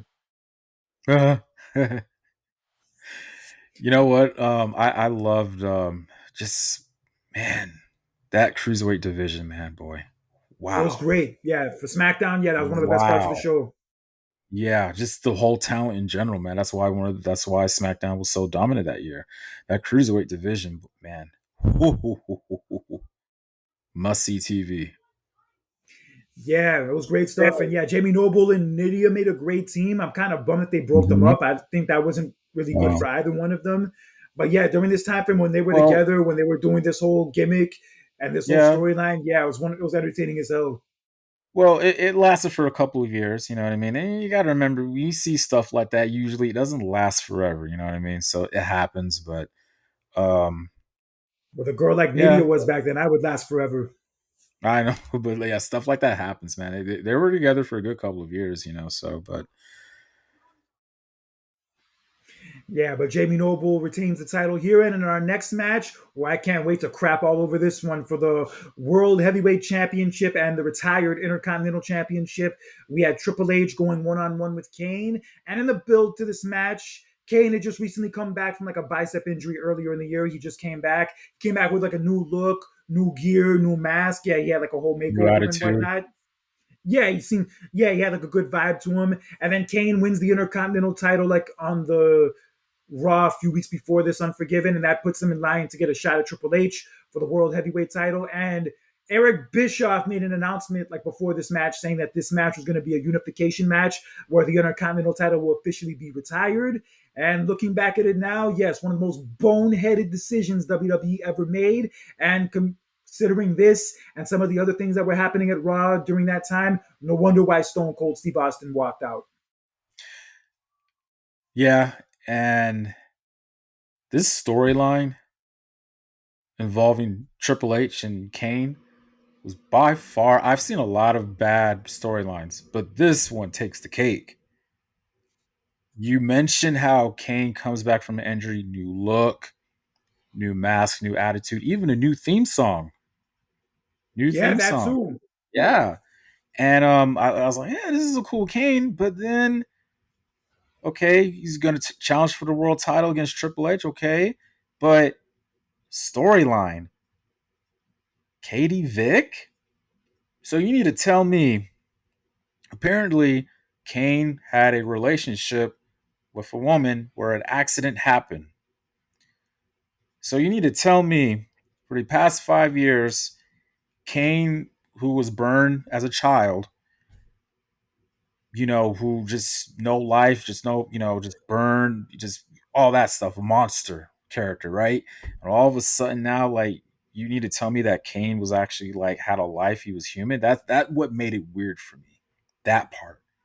Because it's Kane, and It you need to wasn't. tell me because this person like, oh, I had a life and me and her had a relationship and it was an accident. I was like, huh? It What? wasn't. It wasn't just that. It wasn't even just that. It was just a ridiculous idea where, like, just like randomly in the That's middle of this storyline, you throw in this whole like concept that Kane killed a girl in a car accident when he was drunk driving. Yeah, it was just stupid, and it was just that's another and guess who was another part of this storyline? Who was a part of other storylines during this time that didn't go well? Guess who? oh. Triple H. Oh yeah, I mean, but that's what I'm saying. Like the whole Yeah, storyline in I'm general, telling like you, bro. Kane actually like, oh, he was actually human and he had a life. That was just weird for me. Like, The whole thing was just ridiculous, stupid, unnecessary. It got even worse after this show the next night on Raw, where Triple H wore the Kane mask and humped like the dead corpse in an actual oh funeral my home. god, yeah, There was an actual funeral going on like in the next room or something. yeah. The It fuck? it was so bad. I think The Rock, because he was filming the rundown at the time, he even mentioned like, Yeah, it who was. the hell wrote this? Yeah, there was a lot of good in WWE in 2002, but this was definitely at the bottom of the barrel. And it was a prime example of how horrible Raw was during this time. It really got bad after SummerSlam. Like after SummerSlam, when they gave Triple H the title, yeah, Raw was just shit pretty much for the rest of that year Even it's funny, even going into JR, two. I remember like WrestleMania 19 during the Triple H and Booker T match. I remember JR mentioned how they could have done it in a tournament, King, and Yeah, yeah. I'm telling you, bro, it was all down here from there. Like, yeah, this period of Triple H was the worst period of Triple H, and arguably so even worse than the Greenwich Blue Blood era of Triple H. I think the fact that I mean he was just evil during that time. I think even when he shaved his beard at SummerSlam, it was just like, oh my god! I was like, wow, He a just new wasn't look. interesting. That was the thing. He just wasn't interesting. Like during this time, he was kind of like being forced down our throats. That's the best way I could put it. Mm. Yeah, big time. But in any event, yeah, that was the storyline they had going into this match. One of the worst, ill-fated storylines in the history of that company. But here we are. We had Triple H and Kane in the title unification match. The match was fine, but that storyline just like really took it down a lot of notches. And ultimately, Triple H hit Kane in the chest with a sledgehammer as Kane was going for a tombstone. And then he laid him out with a pedigree and retained the title and retired the Intercontinental title in the process. I don't even know, like whose idea was to do that? Like, why? It's the What's a Intercontinental Championship belt. That's the belt. Like, you think of all the people who won it in the past, man. I can't even just the lists of names that won that title. That is the title that is supposed to elevate you to the next step, and you're going to retire it. That was just why. Yeah, they were retiring a lot of titles during this time. They retired like the Mm. European title a few months before this. They I don't retired the care. hardcore title. I don't care. But the Intercontinental title, yeah, that was stupid. Yeah, and their explanation for it, I think like on that confidential show, Bruce Pritchard gave an explanation saying that now there's no secondary title to fight for. That now there's only one major title to fight for. Yeah, and No. to their credit, they realized the error of their ways and they brought it back a couple months later. Hmm. Yeah, but horrible, garbage, whole I'm like lost for words like when I describe this whole era of Raw. Yeah, You're like this is just traumatized a right now. yeah, this is just a prime example of the dog. It's a prime example of the dog shit that was going on Raw during the time, and yeah, it was a clear sign of how horrible they were compared to SmackDown and what SmackDown had going on during this period. And speaking of which, let's get into Yeah. one of the highlights of the show. In the finals of the tag team title tournament for SmackDown, we had Edge and Rey Mysterio taking on Kurt Angle and Chris Benoit, the reluctant tag team partners. Oh my god! And the the fact the fact how those two became tag team partners was just, and how, Yeah, I mean, they kind of reluctantly got along with each other. It just was just insane. That all started where they won a match with each other, but then the following week they were given a trophy by Stephanie McMahon, who was that was now after the this. new. That It was was that. after this. Oh my god! Why am I thinking about Survivor Series? Oh my god! All right, what The happened one where they got the was, trophy. yeah, when they got the trophy, and yeah, that was after they won the titles, and then they were fighting over the Oh right, trophy, and they right. knocked Stephanie down. Yeah, that was after this. Yeah. But what happened? Oh, What happened was Angle and Benoit were feuding at the time. They even fought at Unforgiven the month before, and then Stephanie was like starting the tournament, and she said, "I want this tag team division to be the most competitive and best in the entire business, and you two as a team will help make that happen." And then she threatened to suspend them both for a year without pay if they got into any altercation with each other. So then they end up winning and advancing in the tournament. And then there's one night where like Chavo Guerrero goes to Chris Benoit and said that Kurt Angle attacked him, and he said Kurt Angle's in that room. And then when Benoit went into the room, he like locked him in the room, and then Eddie Guerrero attacked him, and then Benoit thought it was Angle who attacked him. Then Angle was like, "Yo, it wasn't me. It wasn't me." And then they had the match to advance to the finals, like with the Guerreros on the SmackDown before. And then Benoit grabbed the chair from Chavo Guerrero when he was about to hit Angle with it, and acted like he was going to join forces with them. But instead, he hit Chavo with the chair, and that led to Angle and Benoit winning the match. And yeah, that brought us to where we were here at No Mercy for the tag team titles. And funny enough, Edge apparently had a stomach flu going into this match. oh wow! Didn't know that. Yeah, I just found out about that today. Yeah, he had a stomach flu going on during this match, and like he Mm. kind of felt like he was gonna throw up at any moment. But luckily, that did not happen Oh, in this match. pretty But much what did his happen? version of a flu game, Yeah, flu something like match. that. But what did happen in this match is that we got one of the best traditional tag team matches in WWE history, and one of the best matches that took place in that company the whole year. Yeah, Yo, just so. these Oh my god, these four amazing match. men, these four men had their working boots on, son. Yeah, this Yeah, match was all over the place, and I and a love the one tag team sequence. match. Yeah, this showed you that like tag team wrestling could really be great because like we had the TLC matches from the years earlier with Dudley's, Hardy's, and Edge and Christian, but these matches like really showed you that tag team wrestling, like just legit regular tag team wrestling, like a regular tag team match can be some of the best stuff you'll see on the entire show. And you know what? That's what made the ruthless aggression era so like memorable. Because look, everybody talked about the Attitude Era, right? But what made the Attitude Era great was their stories and the entertainment that they were doing. The Ruthless Aggression Era was really good at telling the story in the ring in their matches. Exactly, and they told a great story in the ring here. At one point, Rey Mysterio went for the 619 on Benoit, but Benoit caught him. That had never happened before. Up to that point, never happened before. Mm-hmm. And then he grabbed Mysterio and was about to like hit him with a shoulder breaker, but then Edge like drop kicked Mysterio into Benoit and knocked him down. And that was that other sequence where like Edge like threw Mysterio like into either Angle or Benoit when they were on the top rope, and then he did a Hurricane Rana. Ooh, it was crazy. Hey, that crowd was just into it though. I'll never forget that. That And wow. then Edge had like Mysterio in his arms and like he flipped him over, and then like Mysterio did a moonsault to Angle outside the ring. Oh my god. Mm-hmm. And then ultimately Edge tried to put Angle in the ankle lock, but then Angle reversed it and put Edge in the ankle lock, and Edge hung on as long as he could, but ultimately he was forced to tap out. And Angle and Yeah, Benoit were the first ever SmackDown Tag Team Champions, and they earned that shit. they did. But you know what? Just a round of applause for all four of those men. And Hell yeah. look, like I forgot how great of a tag team Rey Mysterio and Edge were. They worked perfectly with each other. Perfectly. Like they eventually would win the tag team titles, later on in A the few weeks best two later. out of three falls on an episode of SmackDown, which was that was a damn great tag team as well. But oh my god, like that's all four of those man. And look, Kurt Angle of all people, like Kurt Angle's really not a tag team wrestler. You know what I mean? But he wow. He was able Made to it pull it work off. here. Yeah. Yeah, this is a prime example of the great work the SmackDown Six were doing at this time with Edge, Angle, Mysterio, Benoit, also Eddie and Chavo Guerrero. Yeah, they were putting on some Yeah. clinics during this period.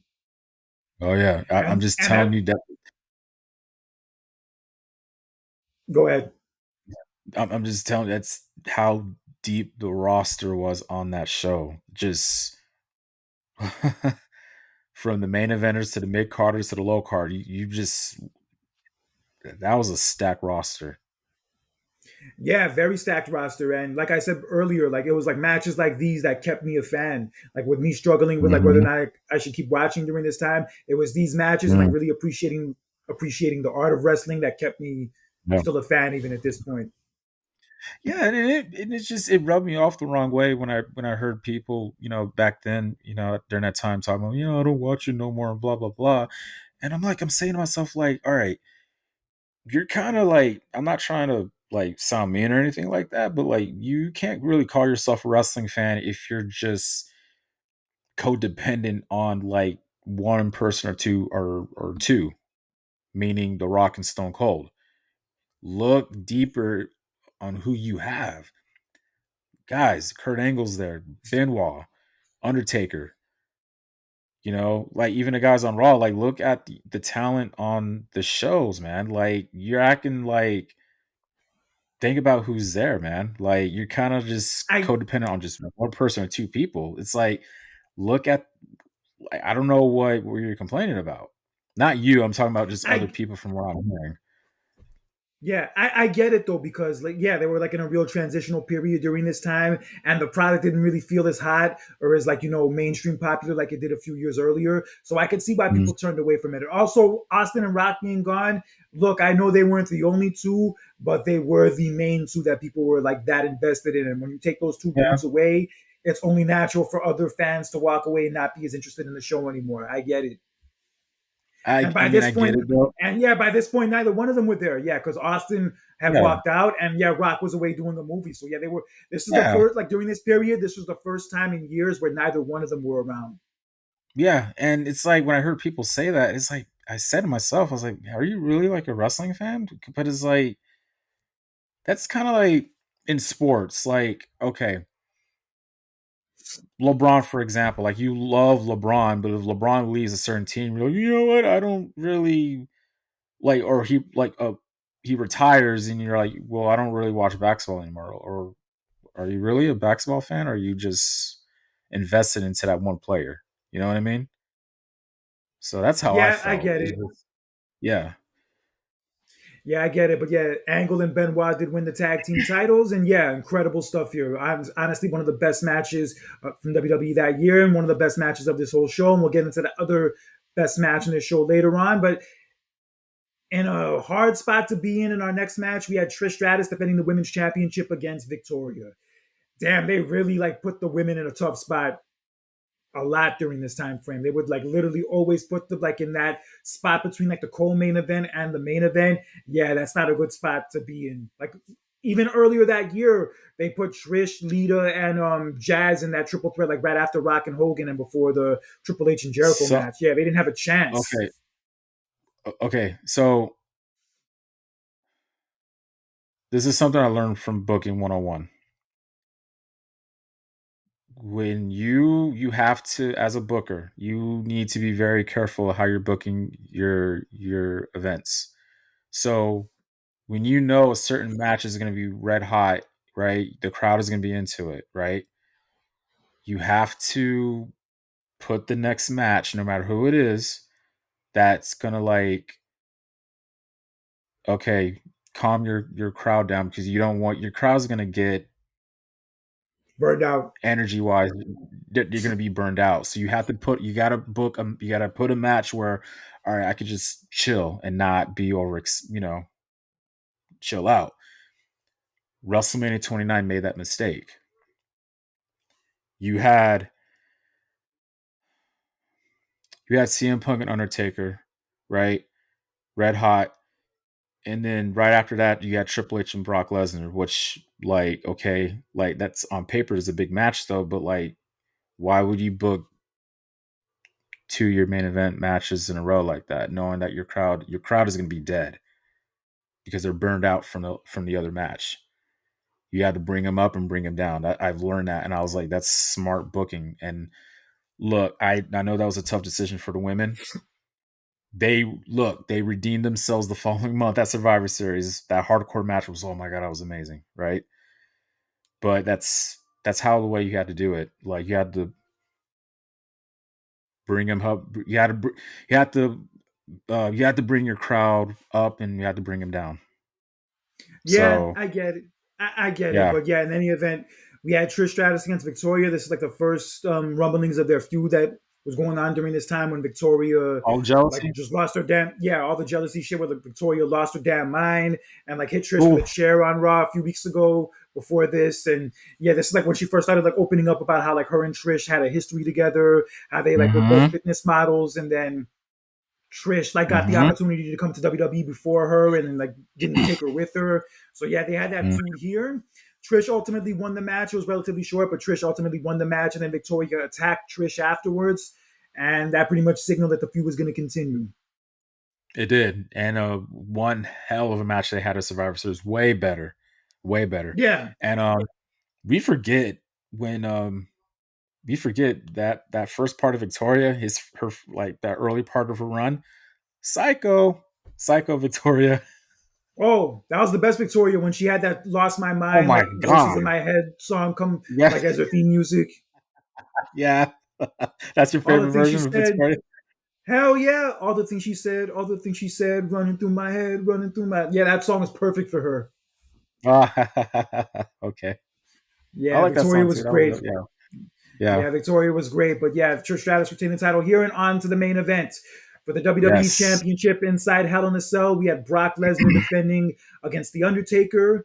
And The Undertaker was going into this match with a broken hand that he suffered from Brock Lesnar a few weeks before. But with the yeah, cast that he had with the broken hand, he was using it as a weapon in the weeks leading up to this match. And one part yeah. of the storyline that people would like to forget that happened was when Brock Lesnar and Paul Heyman brought in a woman from the Undertaker's past, who apparently the Undertaker had been cheating on his wife with recently. And Mm, come to find out, Undertaker hadn't seen that woman in years, long before he even met his wife. And then earlier in the show, Stephanie McMahon got that woman Tracy, whatever her name was, Tracy, to admit that she like lied about everything and that Paul Heyman and Brock Lesnar put her up to it and that she wanted to mm, get Mark back, and then Undertaker like walked in as she was saying all this, and yeah, it was a whole thing. Yeah, but other than that, there yeah, was a great build going into this match between these two with the Hell in a Cell yeah, stipulation. Like I really felt like the yeah. Hell in a Cell was like warranted for this feud, especially after how their match at Unforgiven ended the month before with no contest, and then Undertaker threw Brock Mm-hmm. Lesnar into the sign, the Unforgiven sign. Yeah. Yeah, so they had a good feud This going is into this, and yeah, this was going to be a big deal. This is going to be like Brock Lesnar's like real test to see like how like mentally tough he could yeah. be and how violent he This could be at that feud, too. yeah, this feud in general was just this was his big first test. Now I get it. Like, oh, he went up against The Rock. Yeah, but Undertaker, this was yeah, 2 matches with this dude. Now Hell in a Cell. Yeah, Yeah, this is a this is his big test. this is his like first like really good feud was this one with Yeah, Undertaker, yeah, and and honestly in that first run, and honestly from that first year, this is the best match that he had. yeah. Oh, from that year, oh, easily, easily. I will Wasn't put. a match with Big Show the next month. I mean, it went too damn fast. That was the problem. I'm like, it Yeah, was Brock so was hurt. fast Yeah, I and get it. furious, but Yeah, I damn it, get it was it. too damn fast. Yeah, I get it. Oh, Brock was hurt. Brock legit had like injured ribs in that match, but this is what it is. yeah, But yeah, here, yeah, these two went to war. These two went to war with Undertaker hurt. like using the cast as a weapon, like and like Paul Oh, Heyman like pleading and crying with Undertaker not to like continue the beating, but Undertaker still keeps beating Brock with it. Then he starts to get at Heyman. He starts beating up Heyman. He like rams Heyman into the cell, and then Heyman's Heyman, bleeding. Heyman was screaming. Damn it, I could hear Heyman more than I could hear Taz and Cole. He was screaming throughout the Yeah, whole damn match. should have been on commentary. Right, dude. This match, this was If I had top five Hell in a Cell matches, this literally hits the top five for me. It was violent. It was brutal. The part when Lesnar had the steel chair and he kept hitting Undertaker's cast with the steel Undertaker's chair. broken in. Yeah. Yeah, it was Dude. nasty. Yeah, when he tied his hand up into the cell and started hitting it Mhm. with the chair Yeah. repeatedly. Yes. And there was one point where like Brock just like took the steps and like just rammed him into Undertaker's head like really like aggressively. Hard. Yeah, like he just picked him up and really Yeah. like nailed him with it. Ooh, and obviously that Yeah. busted Taker open. You know what? We've all seen Taker busted open before, but that's like the bloodiest I've ever seen him. Yeah, it was. Yeah, he was pretty Yeah. fucked up from that spot to say the least. Oh yeah. Oh my god. He was so bloody that like it felt like most of the blood was all over the mat. Like that's how Yeah. bloody he was. Yeah. And there Um was one point where like Undertaker was on the top rope, and then like Brock was like punching him and like yeah, hitting him with the multiple punches from the top rope, and then the Undertaker reversed and it hit him with the last ride. But Undertaker, even though he had Brock Lesnar down, Brock Lesnar got his hand on the rope to interrupt the count. I know. Oh my god, I remember. Oh man, I remember Ooh, that that. was too damn close. That was too damn close. Just good, but just good ring Psychology. smartness. Yes, I love when I love seeing stuff like that. Um, I wish they could do a little bit more. I mean, I've noticed they've been doing that more now, but I just want to see more of it where you think you have your opponent beat, but before the referee makes that 3 count, the opponent has a wherewithal to put his hand on the rope. I love that stuff. I love it. It puts the crowd on your feet. You're putting the crowd on the edge of their seats. That's how you tell a story in a match. I love it. Yeah, it was great. And then Undertaker attempted a tombstone, but then Brock Lesnar like reversed out of it and was Counter. about to hit Undertaker with a tombstone, but instead of hitting him with a tombstone, he lifted him up and then put him in the F5 position on his shoulders and then laid out Yeah, Undertaker with an F5. And that was all she wrote. that Brock counter. Lesnar, yeah, one of the best counters that's probably ever been done in wrestling, period. And funny enough, he did that same move when he beat Undertaker to end Mhm. the streak. Yeah, that count. This and then after the match, I'll never forget that scene where he walks outside of the cage and he climbs on top of the cage and he puts the belt up and just that goes to show you that yeah, this is the guy. Oh, yeah. Like Yeah. he literally just dominated that year. He comes in to the business of Paul Heyman, takes everybody out. He wins the King of the Ring. He goes on to SummerSlam, defeats The Rock for the title, defeats The Undertaker in Hell in a Cell now. And that scene where he's on top of the cage and Taker's literally looking up at him. That 2002 was Brock Lesnar's year. And I will Oh, never no forget question. years. I'll never forget years later. I think I forgot what documentary it was. I think it was during the Ruthless Aggression documentary. They were talking about Brock Lesnar. Batista even said himself like Brock Lesnar was like literally like a real life version of Ivan Drago, and I was like, yeah, yeah, Good just description. Yeah. yeah, very good He description. was just Yeah, on a he was just on a tear this whole year from winning the King of the yeah, Ring, getting Hogan to submit, and then beating The Rock for the mm-hmm, title at SummerSlam, and then he beats The mm-hmm. Undertaker in Hell in a Cell, the match that he made famous. Yeah, you could have not give Almost at anybody one a point, stronger first year than that. right? He almost at one point was trying to take the IC title away from RVD at That's not Vengeance. that important. I know, but still, though. But come on, like I mean, It's you not get my really a point, part of though. like But the main accomplishments he had throughout the year. That's what I mean. I mean, if he did, though, I mean, it's IC title. I've been good though. But I'm just saying, just the fact that he was going after it though says a lot. You know what I mean? Yeah, And he dude, was he just had 2 matches of RVD, huh? Yeah, I remember. I remember the matches he had with RVD. He beat him in the finals of the King of the Ring tournament. But in any event, yeah. But this was like really what solidified him as like the guy. Like the match with The Rock where he beat him for the title didn't do it. It was definitely this one where he beat The Undertaker in Hell in a Cell, like the most violent match in the company at that time, the match that Undertaker made famous. And then he just stands on top of the cell holding up the title. You're like, fuck, who's going to Mhm. stop this dude? That's what Taz says. Taz is like, who's going to stop this guy? Nobody. Well, Big Show because of Paul Heyman the following month. But God, Yeah, crazy. Brock like slowly turned babyface right after this. Yeah, this is like the end of like his heel, like real heel run with Heyman because like Heyman yeah, turned because on the next month, Heyman was and then yeah, like, all like, oh my God, you haven't been the same, and the Big Show, you can't be like, yeah, he was all yeah, concerned, and yeah, yep, yeah, and then they had that whole thing in Survivor Series where Heyman screwed him, and then Big Show won the title, and then, yeah, that got um Brock Lesnar to become a babyface, and I mean he was fine as a babyface, but he was way better as a heel. Always been way better yeah, as a oh heel. yeah. Just in general, man, Brock Lesnar's first run into WWE is my all-time favorite over all over the current stuff that he did.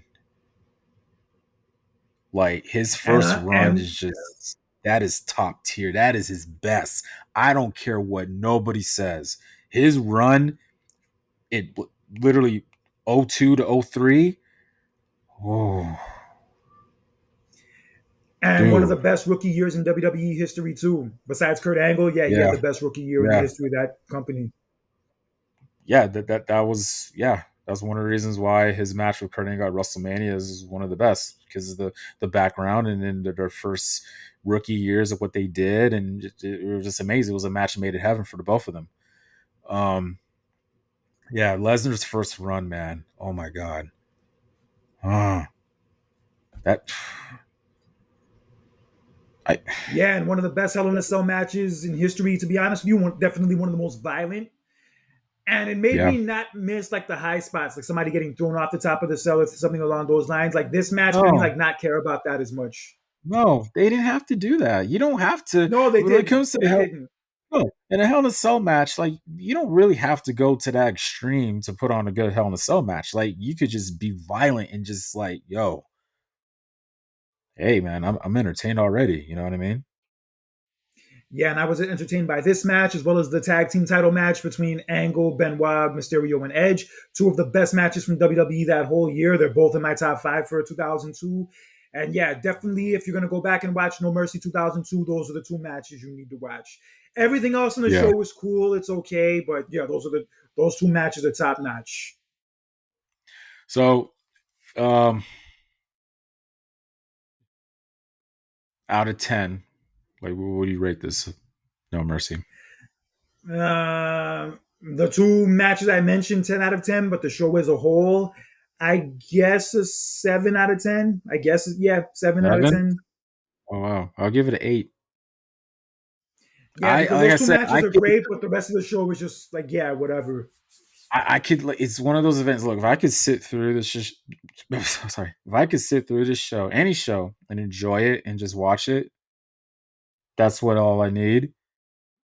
Along with the main events, you have to have good main events. I like it. Like I said earlier, I like this. I like No Mercy more than I like Unforgiven. I couldn't sit through Unforgiven. I just couldn't. Um, I, like that later part of the year outside of Survivor Series, I enjoyed No Mercy. So I gave it. I hear I give it you. a 8. Yeah, fair enough. But like I said, those two matches I mentioned were two of the best matches you'll see from WWE that whole year, both classics. And yeah, those are definitely what helped make this show worth watching, hands Mm-hmm. down. All right, so for next month, for November, I was thinking of either Survivor Series 95 or Survivor Series 2016.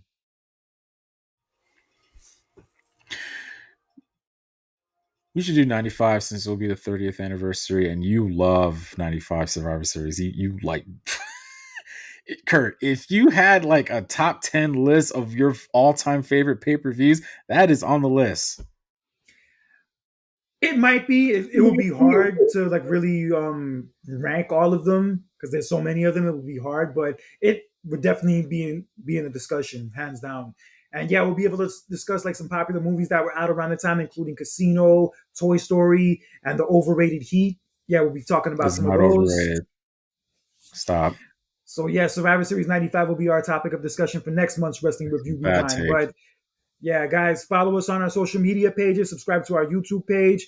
Let us know what you think. We'd love to debate and talk to you guys about what we talk about on the show in a healthy way, keyword healthy way. So yeah, holler at us. And until next time, for John Randall, this is Conscious Kurt with another edition of Clash of Champions. Take care, enjoy your weekend, and remember, don't be an asshole or a douchebag in real life or social media, because that toxic bullshit is for the birds.